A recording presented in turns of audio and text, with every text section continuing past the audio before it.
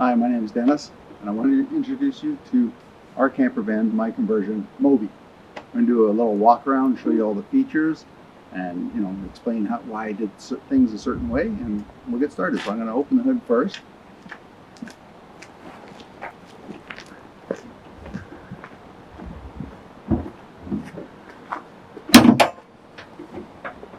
This is a 2012 Nissan Nv2500. The V6 engine automatic. So under here it's all basically stock, except for that I've put in a dual Optima battery setup with ACR, so automatic cutoff relay, so proper charging both for these batteries and for the battery that's in the back, so the house battery. These also double as house batteries. I have a rodent control device up there, which really seems to work well because I've never had any nests or mice in here or anything like that, so it's been really good. Overall, the van was a one-owner van before I got it, and it was really well looked after, so I was happy to find one that a person owned and took care of before I started the conversion. So let's go around to the driver's side now.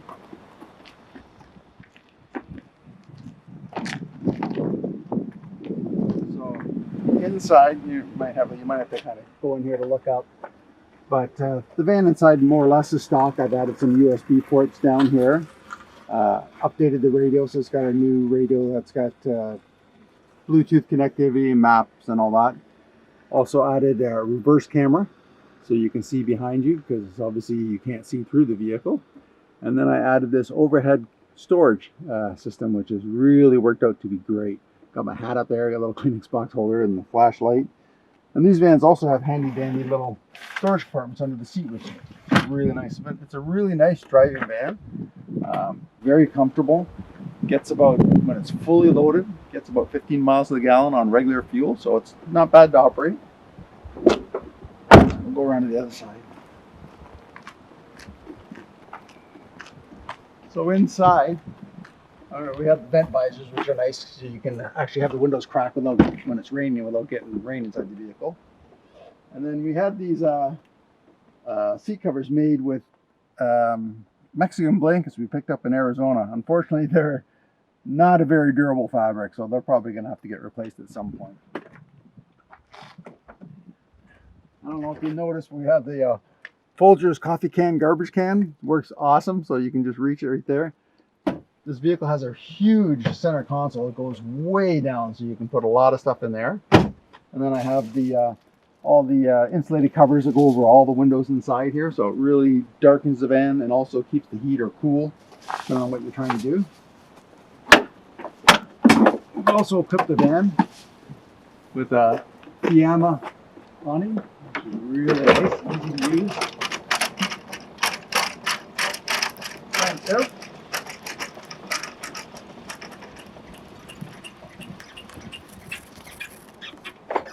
That's really nice. Has feet that pop out and you just level it.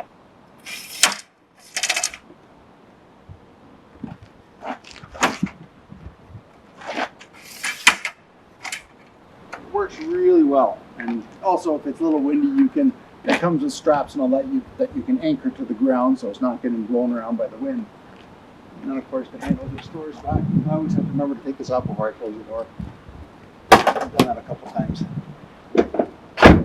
And then in the van I installed these T-windows, these smoke T-windows, so both these units open and there's screens in behind, same on both sides, so it gives you a nice ventilation. And then on the inside we have, this is going to be the bulk of the video, we have a lot of features in here. So right here we have a quick fold down table, so when you want to get something quick to eat, just pop this out, fold that down, and it's the leg is adjustable, so depending on the ground that you're on, it can be leveled. Ubiquitous beer can opener here, or beer bottle opener. And then we also have these magnetic screens, which work really nice. So you have them like that. They just self-close. So they're great. Keep the bugs out and all that. And then when you're not needing them, or if you're just going in and out a lot, you can just store them up out of the way like that. I'll jump in because I'm going to be blocking the view for a lot of this stuff. So let me turn some lights on. Okay. All right. I'll just put this down on the ground. Let's just step in. Okay. So just right in here, we have our AC/DC power panel. So it's got all the fuses and circuit breakers in there. So that's both for the 12 volt and the 120 volt systems. Have our solar charge controller. There's 300 watts of solar up on the roof. Also a max fan up there.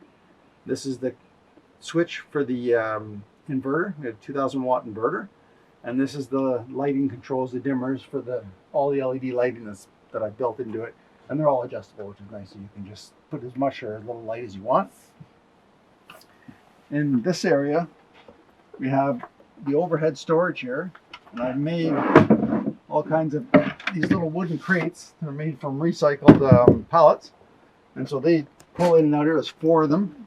Plus we store our toaster here. It just happens to fit perfectly. And then even beyond that, there's storage cupboards up there. So this has a lot of storage. We typically keep all of our clothes up here. It's easy to get to. And then you just pull one out when you need it, put it back in. So it holds quite a bit of volume. And this tends to be just our handy shelf to keep all of our bathroom products in these little baskets that we can carry back and forth to the comfort stations. Got a mirror here that we can move to different spots on here. So for my wife there. We have a Expedition fridge from Snowmaster. They're made in South Africa. Really good fridge. It's both fridge, freezer. It can do combinations of both. So, you know, this can be fridge and this can be freezer.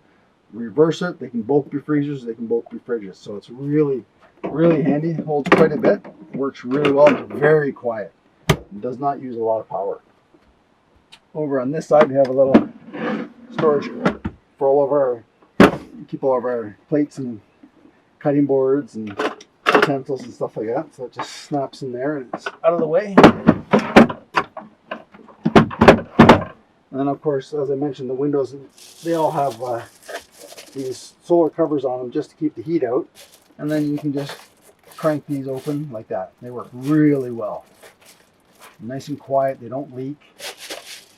And then under here, of course, we have a whole bunch more, all these different, you know, pots and pans. And they're all in there so they can't, they've got the steps so they can't pop out while you're driving. And I've been on some really rough roads and they've never moved. So we have our sink here. We have 2 powers, so one is inverter and one is shore. So I'll show you the shore power connection when we go around back. On this sink, I've got a little setup where when this is turned on, and I won't run it right now because there's no water in it, but basically just to save a lot of water, you leave the tap on and all you have to do is just push on this with your hip. So if you're washing your hands, you can just touch it like that and that runs the pump. So you're only running water when you need to rather than, you know, have to turn it on and do that. So it saves a ton of water. It's amazing how far 2.5 gallons of water will go when you're using something like that. So down here is our cutlery and then the 2 tanks, so fresh water and wastewater. So they're both easily removable.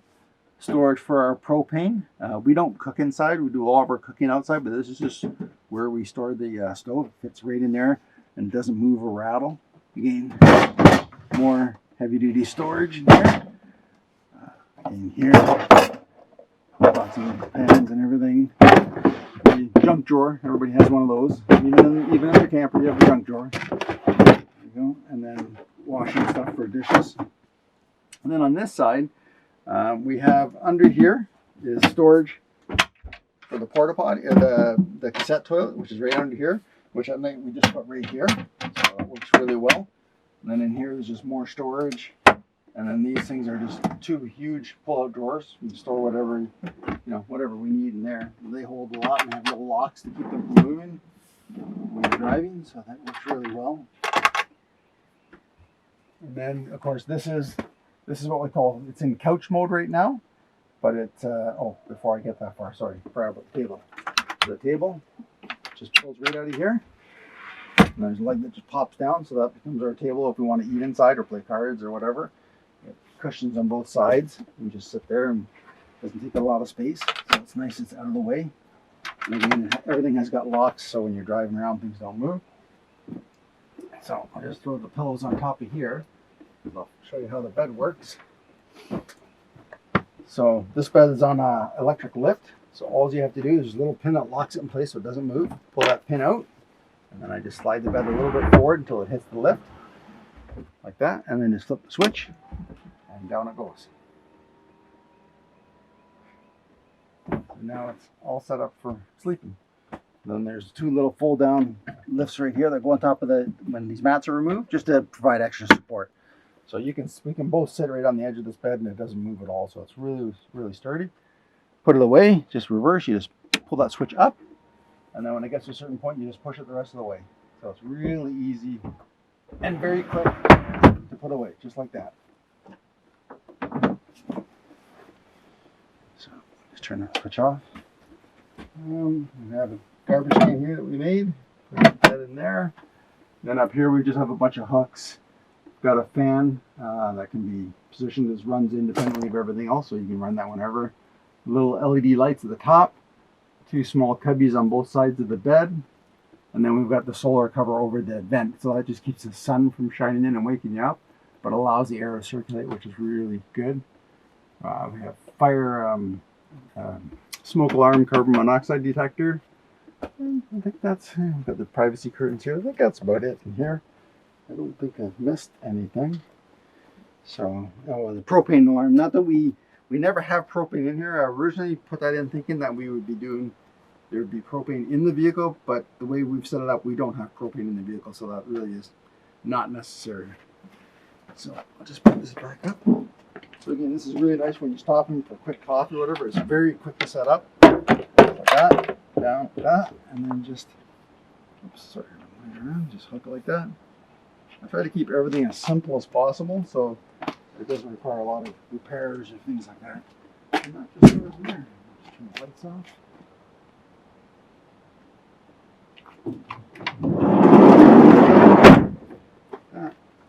And then we have our shore power. It's a marine stainless steel connection, so it's a twist lock. So I just washed the vehicle, so it's a little wet, but there's a 3-prong twist lock there. And then on the back, we have a custom-made storage device that I had made for this vehicle. It's on a Wilco off-road swing-out carrier, which is really a well-designed unit. Very expensive, but it works. It's worth the money. It supports up to 320 pounds, and I basically run it at about 300 pounds right now, and it does not move. It really, really works well. So basically, when you're at the campground, I keep in here. So this is one of those semi tractor trailer under boxes that you use them for tools or whatever, and I just converted it to this. So I keep all all the stuff you need immediately when you show up. So I've got the barbecue in here. I've got my leveling blocks, all my extension cords, all my connectors, propane, hoses, that kind of stuff. Mats. And normally there'd be camping chairs in here too, but I just don't have everything in here right now. I custom built this bike carrier out of a couple different bike carriers. Actually, I had a Yakima bike carrier and this Thule one, and I actually combined the two to make it custom for this thing, and it works really well. Like these bikes, they're on their solid. When you're driving down the road, you can watch them in the rearview mirror. They don't move at all. So they're initially the first time I built one, I just used this Thule carrier bar itself with its own bracketry and all that, and the movement of the box up and down just broke all the brackets. So I had to redo everything, and I actually added this outrigger in the back that's directly bolted to the box. It's 2x2 aluminum. It's really strong, and that just keeps everything just really rigid. So it doesn't move at all. And then because the box is on like a rubber pivot point with a pin there, it does flex a bit and it does bounce up and down. So to take that out, I added in this extra carrier right here. So this little, you just have to lift it a little bit when you want to remove it. Just slide this out. That slips down, and that allows it to pivot, and that just makes it so much more rigid. So I'll just do that. I pull the pin over here, and then this whole box, just simply slide it over the way. So you get access to the back. And then I tend to leave it like this when we're camping, so I have a support leg here just so it's not putting all kinds of weight on the pivot point. And I just lift this up and put the pin in one of the holes depending on where you are. Normally it doesn't fight me like that. And then I have my propane tank on the back there, secured there, bolts to the bottom. When I'm driving, I actually have a ratchet strap that hooks up to it, just to keep it from moving too much. And then of course it's lighted, it's wired into lights because it has its own LED lights too. And in the back, we have lots of additional storage. So we have the big house batteries back here, it's 270 amp. We have a connection for inverter and for regular house power right there. And then we have these really big pull-out doors. Just a little further. Pull all the way out. I just store all kinds of camping gear in here, so whatever you need, there's all kinds of this little thing. You can, once you have this part unloaded, you can unhook this thing, and then this little box slides forward, so you can get access to even underneath there. So it just holds a ton of stuff, and everything is built out of Baltic birch, which is not the cheapest stuff to buy, but it works. It's very strong, and it finishes out really nice. And everything has got really heavy-duty latches. These are actually from Australia. They use them in off-road vehicles. And then I've got an additional cooler on here, which can also be the cooler, or it can just have a box on it for extra storage, whatever is needed. In behind here is the lift that actually lifts up the bed. So that's in behind this cooler. Like I say, everything latches in place. A little bit more storage underneath there. And of course I have another long box in here, which has got just sort of camping gear in it. It's got our tools, table, chairs, axe, all kinds of stuff.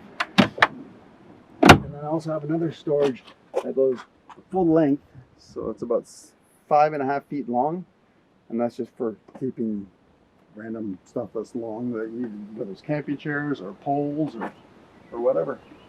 And then of course we have this just covering up the bed back. It just keeps the draft down off the back. It gets a little cool.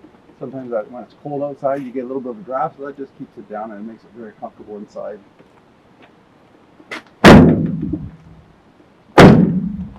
And I think that basically covers Moby. Yeah, it's been a great view. Really good van, fun to drive. Great for like when you do kinds of traveling where you're doing like lots of stops and you're not staying anywhere for very long. So it's really nice for that kind of travels. It's been really good. I don't know what else I can tell you. I think that's it. Hope you enjoyed the video.